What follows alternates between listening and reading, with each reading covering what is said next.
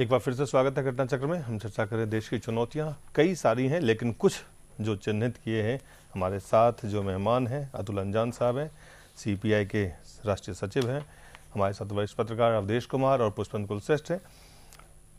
अतुल जी, जो हालांकि चुनौतियां और भी हैं और वो आप जानते हैं बहुत सारी हैं, लेकिन समय के अभाव में तमाम चुनौतियों की बात नहीं की जा सकती है। ये भी समय का अभाव भी एक बड़ी चुनौती है। ये भी चुनौती है, लेकिन जो चिन्हित किया है उनसे देश के लड़ने की कोई तैयारी है, उसे निपटने की कोई तैयारी है, कोई सोच है, कोई नेतृत्व है, कोई विचारधारा है, कोई व्यवस्था है? देखिए, यहां पर भ्रष्टाचार का विकल्प भ्रष्टाचार ही है। अगर कांग्रेस के भ्रष्टाचार 2G स्पेक्ट्रम से लेकर के कोलगेट तक का भ्रष्टाचार है, तो उसका भ्रष्टाचार का विकल्प जो है पार्टी विद अ डिफरेंस जो है भारतीय जनता पार्टी, उसका येदियुरप्पा का भ्रष्टाचार विकल्प है। उसकी पार्टी के रेड्डी बंधुओं का जो मंत्री हैं जेल में बंद है 50,000 करोड़ रुपए लूट करके, वो विकल्प। पंजाब में उसके मंत्री रंगे हाथ पकड़े जाते हैं, प्रकाश सिंह बादल उनको निकाल कर बाहर कर देते हैं, ये है विकल्प। और इसी सब विकल्प को ध्यान में रखते हुए आप देखिए आईपीएल क्या हो रहा है। इसमें कांग्रेस पार्टी के दिग्गज नेता हैं, 40,000 करोड़ की लूट का मामला है। ये भारतीय जनता पार्टी सड़क पर अगर दुर्घटना हो जाए और बस उलट जाए, तत्काल उस राज्य सरकार का इस्तीफा मांग लेती है। लेकिन 40,000 करोड़ की 10 दिन से लूट हो गई। श्रीनिवासन का मामला सामने आ गया, श्री संत पकड़ा गया, 2 और उसके साथ पकड़े गए। वो खाली सट्टेबाजी में ही नहीं पकड़ा गया, बाद में लड़की और कॉल गर्ल्स के चक्कर में भी फंसा। तमाम सब है, उसके श्रीनिवासन का लड़का है। लेकिन अभी तक मीटिंग भी हो गई, उसका बोर्ड की मीटिंग हो गई और आईपीएल का पुरस्कार वितरण भी हो गया 10-10 करोड़ का। और उस मीटिंग के अंदर बड़े बड़े क्रांतिकारी थे जो सदन नहीं चलने देते थे कि बंसल जी का भतीजा जब तक भांजा इस्तीफा नहीं देगा, उसको जो भ्रष्टाचार में है, तब तक संसद नहीं चलने देंगे। आज बीसीसीआई में अरुण जेटली जी कुछ नहीं बोल रहे हैं, उपाध्यक्ष है। सुनते हैं अगली बार प्रेसिडेंट बनने वाले हैं और श्रीनिवासन का वोट लेकर प्रेसिडेंट बनेंगे, इसकी भी तैयारी है। लेकिन हो सकता है कि श्रीनिवासन का वोट लेकर के अरुण जेटली जी बीसीसीआई के प्रेसिडेंट बने तो वो शायद आपात धर्म हो सकता है। वो आपात धर्म, इनके लिए आपात धर्म है। जैसे कहा ना कि मायावती को समर्थन देना उत्तर प्रदेश में आपात धर्म था, तो वैसे ही श्रीनिवासन का वोट लेना आपात धर्म हो सकता है। राजीव शुक्ला और अरुण जेटली जी गृह मंत्री से मिलते हैं और आज राजीव शुक्ला कानून मंत्री से, हाँ कानून मंत्री, और आज राजीव शुक्ला जी कह रहे हैं कि हमारी उनकी बात हो गई और हम लोगों की ये राय है, मन बन रहा है कि जो फैसला आएगा आयोग का उसे पूरी तरह लागू कर दिया जाएगा। जेटली जी की भी राय है। अब जेटली जी के प्रवक्ता हो गए राजीव शुक्ला। और देखिए, जो हर वक्त प्रेस से बोलते रहते थे अपने महामहिम नेता विपक्ष श्री अरुण जेटली जी, वो अब कुछ नहीं बोल रहे हैं। ये कैसी चुप्पी है। और उधर से ये 40,000 करोड़ में 1,500 करोड़ रुपए बांट दिए हैं इन लोगों ने, तुम खाओ तुम खाओ। तो इसलिए प्रेम कुमार धूमल, बीजेपी के मुख्यमंत्री के लड़के, अनुराग ठाकुर हिमाचल क्रिकेट के अध्यक्ष, वो चुप है। वैसे नौजवान, वो भारतीय जनता युवा मोर्चा के अध्यक्ष है। नौजवानों के साथ कोई घटना होगी तो चीखेंगे, लेकिन इतने हजारों हजार क्रिकेट प्रेमी नौजवानों के साथ एक तरीके से उनकी संवेदनाओं के साथ, खेल की संवेदनाओं के साथ बलात्कार हो गया, वो चुप बैठे हैं, खामोश है। उधर वो कह रहे हैं कि वो दामाद की वजह से अगर कोई आदमी है तो उसे छोड़ दिया जाना चाहिए, जिसका नाम है डॉक्टर फारूक अब्दुल्ला। और अपने महान बिहार क्रिकेट के अध्यक्ष कुछ बोल ही नहीं रहे हैं। नहीं, इसमें एक और नाम आप भूल रहे हैं कि जो इस देश में सड़क पे दुर्घटना हो जाती है जिसपे वो ट्वीट कर देते हैं, उनकी फैन फॉलोइंग बहुत है, इंटरनेट के बहुत है, उनका नाम है नरेंद्र मोदी। नरेंद्र मोदी वो भी गुजरात में, अभी भी उनका कोई रिएक्शन नहीं है इस बात कोई पे। रिएक्शन नहीं है। ये वैसा ही है जैसे नरेंद्र मोदी का इस पूरे मामले में रिएक्शन नहीं है, जैसे दिल्ली में दामिनी के साथ बलात्कार हो गया तो राहुल गांधी का कोई रिएक्शन नहीं था। ये दोनों एक ही तरह के व्यक्ति हैं, रिएक्शनहीन, संवेदनहीन, कब क्या बोलेंगे।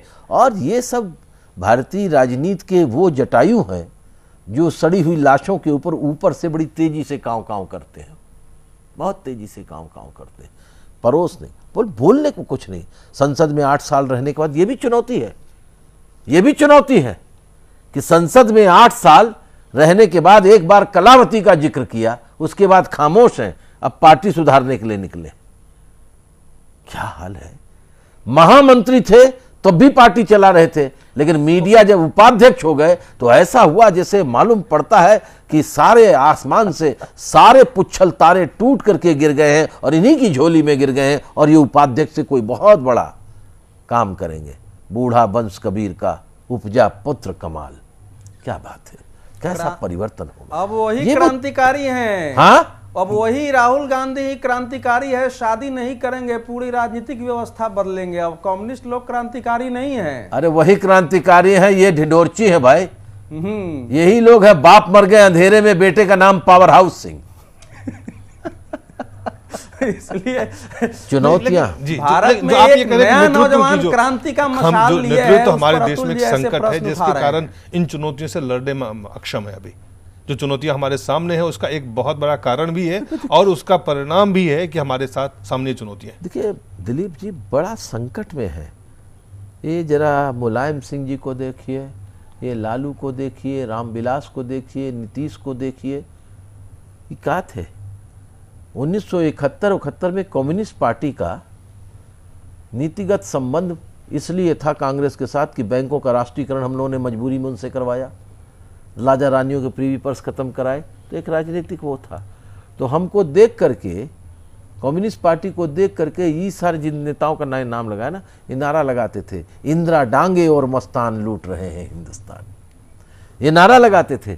बेटा कार बनाता है संजय गांधी के लिए, मारुति वाला, बेटा कार बनाता है, माँ बेकार बनाती है। और आज ये उन्हीं के दरबार के सबसे बड़े दरबारी हैं।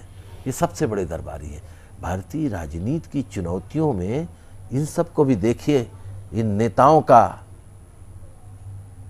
खुले बाजार में बिक जाना समझ में आता है, लेकिन ये सेंसेक्स के द्वारा बिकते हैं।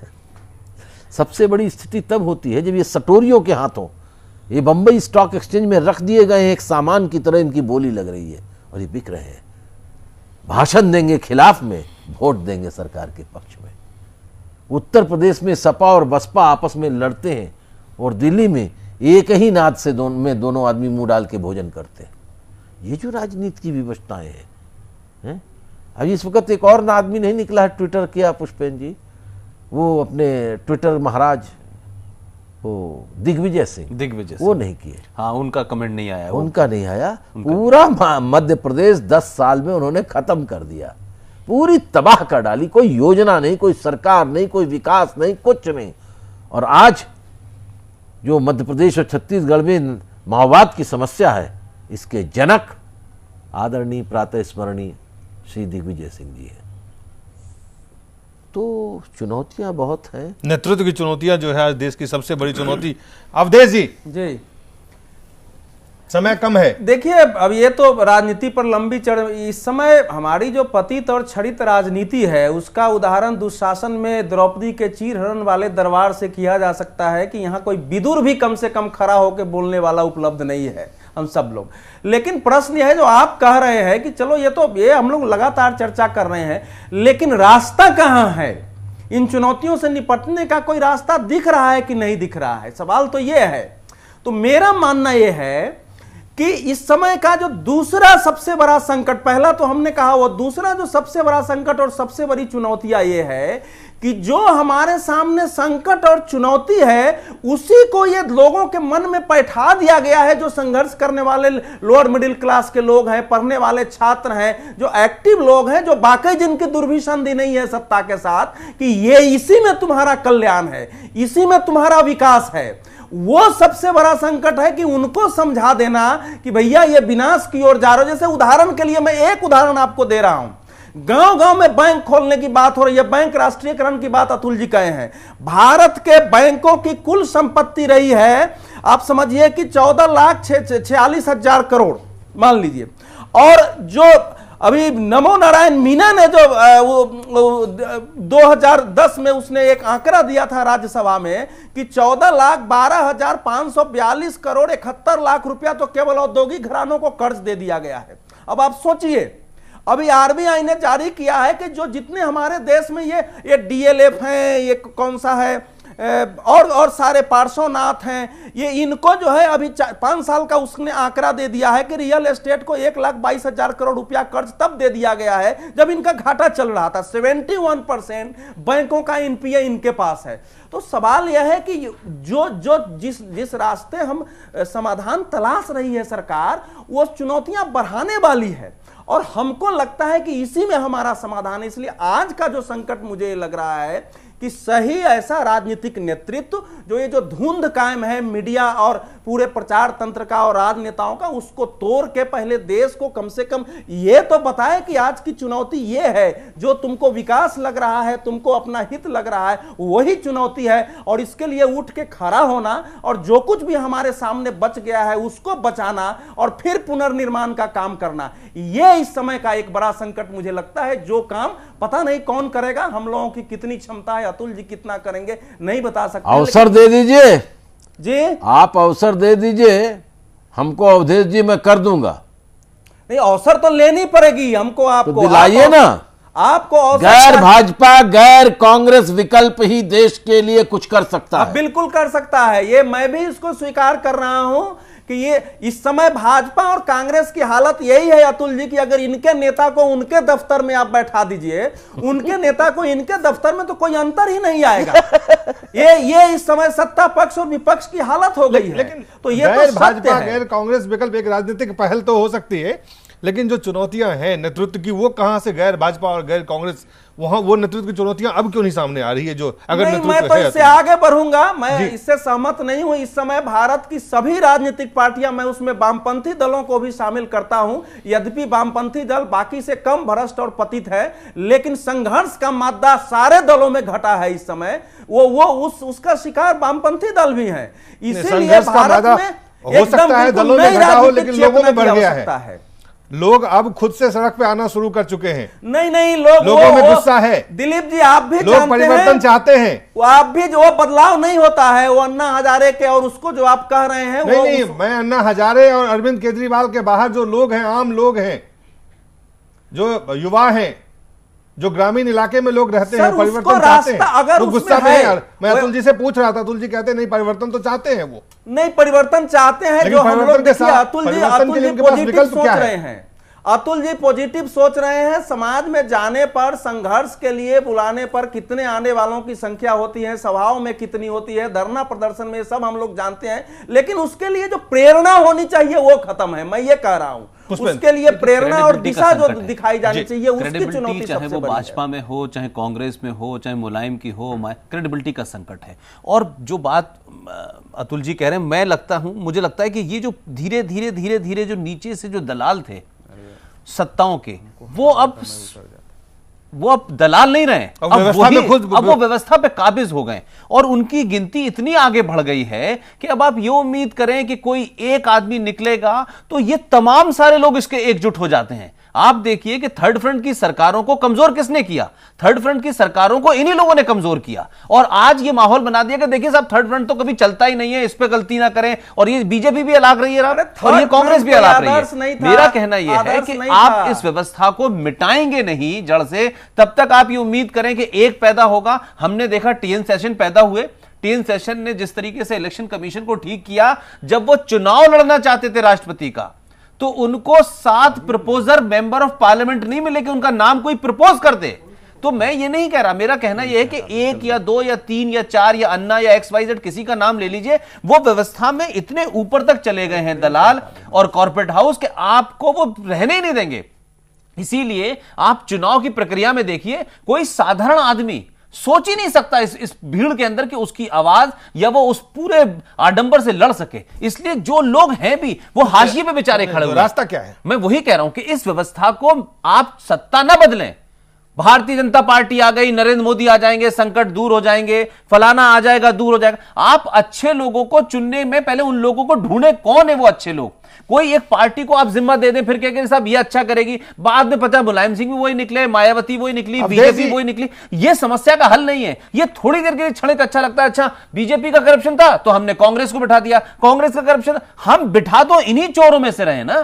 तो सत्ता के अंदर कौन लोग आएंगे उसका चुनाव करें लोगों में। ये जो मीडिया जो सबसे बड़ा तंत्र है वो ये सवाल ही नहीं उठा रहा है। अवधेश जी कोई सवाल नहीं उठा रहा। रास्ता क्या है? बहुत कम शब्दों में भाई रास्ता यह है कि जितनी आप उल्टी दिशा में चले गए हैं उसमें वापस आइए, ये ला नहीं सकते हैं। इसलिए पहला तो है राष्ट्रीय स्तर पर राजनीतिक नेतृत्व को बदलना, नीचे से जमीन के आधार पर कार्यकर्ताओं को खड़ा करके संघर्ष और निर्माण को ले आना। यही दो रास्ते हो सकते हैं। लेकिन मेरा मानना यह है कि बहुत सारी चीजें हमारे हाथ से अब निकल चुकी है। कौन करेगा ये जो चुनौती है जिसकी बात कर रहे हैं, ये रास्ता है, इस रास्ते पे कौन हमें ले जाएगा? ये रास्ते पर कौन ले जाएगा ये तो समय बताएगा, लेकिन ये हमारी आपकी भी जिम्मेवारी है। इसलिए मैं कह रहा हूं कि भारत से बहुत सारी चीजें हमारे हाथ से इस समय निकल चुकी है, सुधार और बेहतरी की। अतुल जी, रास्ते क्या है? देखिए 1991 से जो आर्थिक सुधार किए गए, ये आर्थिक सुधार इकोनॉमिक रिफॉर्म नहीं था, ये आर्थिक विनाश का रास्ता था। और उसका अवश्यंभावी फल ये है कि रोजगार के अवसर घट गए। एसोचैम की रिपोर्ट आई पिछले साल, अभी 2 महीने पहले, कि वर्ष 2012 और 13 में रोजगार 14% घट गया। महंगाई, भ्रष्टाचार, मुद्रास्फीति, राजकोषीय घाटा, वित्तीय घाटा, टैक्सों का कम कलेक्शन और ज्यादा से ज्यादा लोग गरीबी की रेखा के नीचे चले जा रहे हैं, बढ़ते जा रहे हैं। ये इस आर्थिक सुधार का आवश्यक परिणाम निकला है, दुष्परिणाम निकला है। रास्ता यही है जी कि गैर पूंजीवादी विकास के रास्ते को पर चला जाए, अपनी संसाधनों को ठीक किया जाए, जो जितना मजबूत है उस पर कर का भार बढ़ाया जाए, और ग्रामीण क्षेत्र में जहाँ 72-73% लोग रहते हैं वहाँ पर हम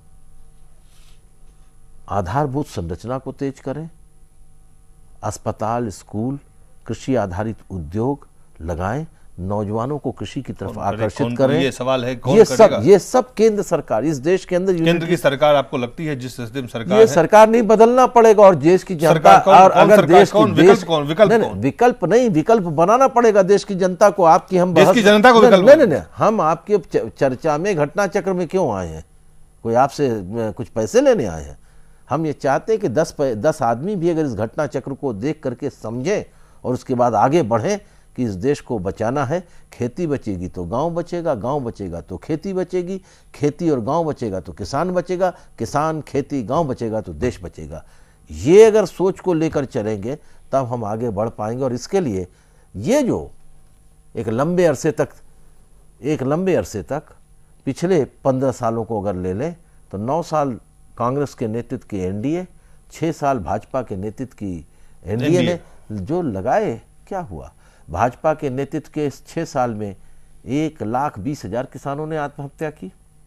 9 सालों ने भारतीय जनता पार्टी के बाद ये जो कांग्रेस का 9 साल का राज है, इसके अंदर 2 लाख किसानों ने आत्महत्या की। तो आत्महत्या तो होती जा रही है। महंगाई, अगर अटल बिहारी वाजपेयी जी जब प्रधानमंत्री बने थे तब 90 और 105 रुपए की सीमेंट की बोरी थी। जब वो गए तो सीमेंट की बोरी का दाम 180 रुपया करके गए। आज वो 300-350 रुपए की बिक रही है। तो मनमोहन सिंह के राज में भी बढ़ गई। अटल बिहारी वाजपेयी जी जब प्रधानमंत्री बने थे तो 5.5 रुपए किलो आटा थे। जब वो गए 6 साल की सरकार के बाद तो 11.5 रुपया करके गए। आज 22 और 23 रुपए किलो मनमोहन सिंह जी और सोनिया गांधी के राज में बिक रहा है। तो ये वो प्रश्न हैं जिनको लोग समझें, ये नहीं रास्ता निकाल सकते। कोई तीसरा विकल्प ही, तीसरा रास्ता ही गैर भाजपा, गैर कांग्रेस का, उसको एक अवसर दिया जाना चाहिए। ये तो फेल हो गए, ये तो धराशायी हो गए, ये धराशायी हो गए। और अगर इसी रास्ते पर चलना है तो जैसे मृत्यु अवश्यंभावी है, वैसे ही बंटाधार होना इस मुल्क का जरूरी हो जाएगा, क्योंकि यही सरकार में रहते हुए 17 किलोमीटर अंदर चीन की सेना आकर के अपने खेमे गाड़ देती है और सरकार को पता नहीं चलता। कारगिल हो जाता है, एनडीए की सरकार में वाजपेयी जी को नहीं पता चलता। तो ये वो है, समझ लीजिए कि कितने मदहोश नेता आपने पैदा किए हैं, क्योंकि सब जो है जैसे क्रिकेट के आईपीएल के मैदान में छोटी छोटी पैंटें पहना करके चीयर्स गर्ल का नाच करवाया जा रहा है, वैसे हमारे देश के अंदर भ्रष्टाचार के अंदर खूब लूटपाट करके हमारे ये दोनों मध्यमार्गी पूंजीवादी राजनीतिक दलों के नेता मस्त है चीयर्स चीयर्स करके। चलिए अतुल जी, बहुत बहुत धन्यवाद। पुष्पेंद्र जी, बहुत बहुत धन्यवाद। आप सब लोगों का बहुत बहुत धन्यवाद।